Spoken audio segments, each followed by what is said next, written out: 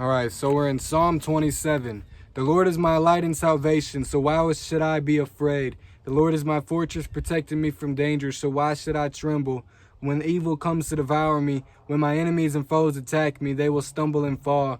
Though a mighty army surrounds me, my heart will not be afraid. Even if I am attacked, I will remain confident. The one thing I ask of the Lord, the thing I seek most, is to live in the house of the Lord with all of my days of life, delighting the Lord's perfections and meditating in his temple.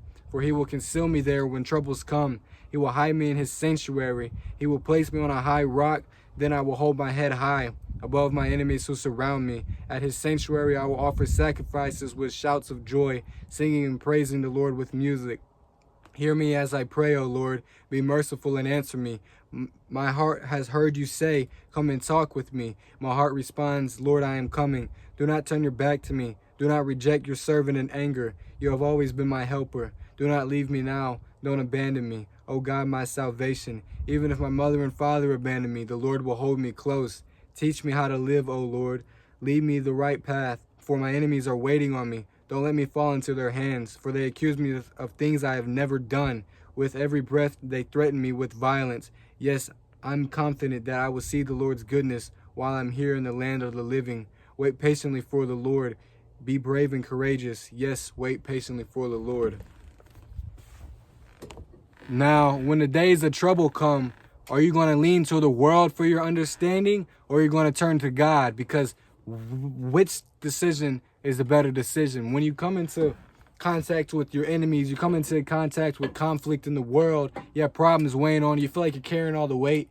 You're going to go on your own way and try to solve it. You're going to lean on your own understanding, or you're going to walk with Jesus knowing that the problems aren't yours anymore, they're his. Because there's a big difference. Because one way you're going to go down a bunch of different paths, a bunch of different actions, a bunch of different this.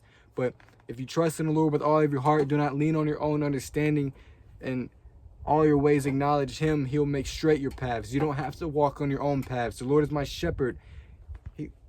He will walk the path for me. All I got to do is follow him. When I stop my footsteps and I try to understand his ways, I will have a way better life than if I try to figure it out all on my own, because there's no possible way I can do that.